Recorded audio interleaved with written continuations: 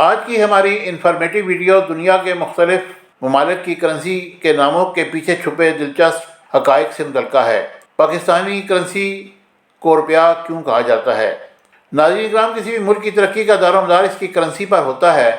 جس ملک کی کرنسی دنیا کے ایک حساب کے تحت مضبوط ہوگی، اسی ملک کی معیشت مضبوط ہوگی اور دنیا کی نظر میں اس ملک کی ترقی دنیا کی نظر میں مستحکم قرار پائے گی۔ دنیا کے اندر مختلف ممالک کی زبان اور ثقافت کی طرح اس کی کرنسی بھی مختلف ناموں سے پکاری جاتی ہے۔ اس کی کیا وجہ ہوتی ہے؟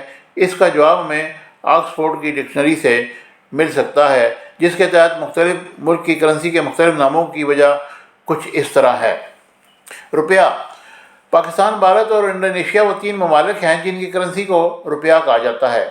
در حقیقت روپیہ اردو زبان کا لفظ نہیں ہے، بلکہ یہ سنسکرت زبان کا لفظ ہے جس کے معنی چاندی کے ہیں۔ تقسیم ہند سے قبل سکے کے لیے لفظ روپیہ کا استعمال کیا گیا، جو کہ قیام پاکستان کے بعد اس کی کرنسی کے لیے بھی استعمال کیا جاتا رہا، اور اب اس لفظ کا استعمال اس طرح کیا جاتا ہے کہ سننے والے کو یہ لفظ اردو زبان کا ہی لفظ محسوس ہوتا ہے۔ ڈالر۔ ڈالر دنیا میں سب سے زیادہ استعمال ہونے والی کرنسی ہے، جو امریکہ، آسٹریلیا، کینیڈا اور سنگاپور اور دیگر کئی ملکوں میں استعمال ہوتا ہے۔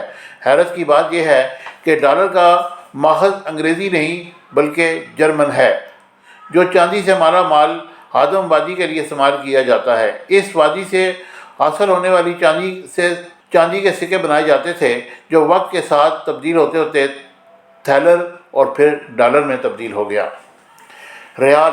سعودی عرب، قطر، ایران، یمن اور عمان کی کرنسی کو ریال کے نام سے پکارا جاتا ہے، جو انسان کی سوچ یہی ہوگی کہ ریال عربی زبان کا لفظ ہے، جبکہ حقیقت میں اس لفظ کا عربی زبان سے کوئی تعلق نہیں، بلکہ یہ لاطینی زبان کا لفظ ہے جو کہ ریفالس سے نکلا ہے۔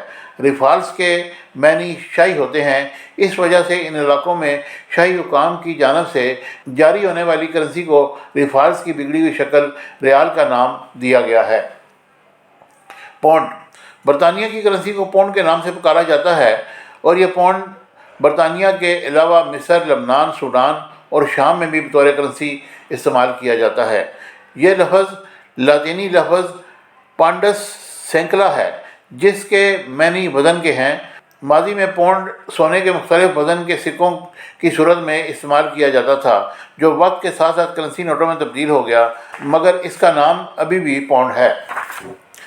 دینار۔ کویت، اردن، الجزائر اور سربیا کی کرنسی کو دینار کہا جاتا ہے۔ دینار کا لفظ لاطینی زبان کے لفظ دینارس سے نکلا ہے۔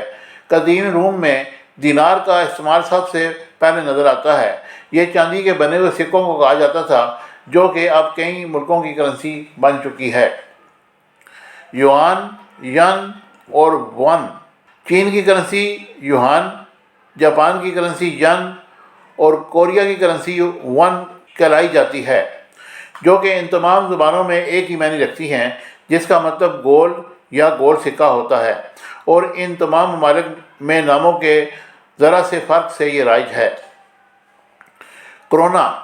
کرونا کا نام سامنے آتے ہی ایسا محسوس ہوتا ہے کہ یہ ایک بیماری ہے، مگر در حقیقت شمالی یورپ کے کئی ملکوں میں، جن میں Sweden, Norway, Denmark, Iceland اور ان کی کرنسی کا نام کرونا ہے، اور کرونا در حقیقت ایک لاطینی زبان کا لفظ ہے جس کے معنی تاج کے ہیں۔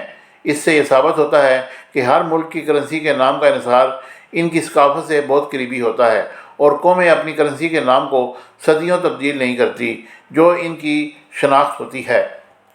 مجھے امید ہے کہ میری یہ ویڈیو آپ کو پسند آئے گی۔ میرے چینل کو لائک، شیئر اور سبسکرائب کرنا نہ بھولیے گا۔ Thank you very much.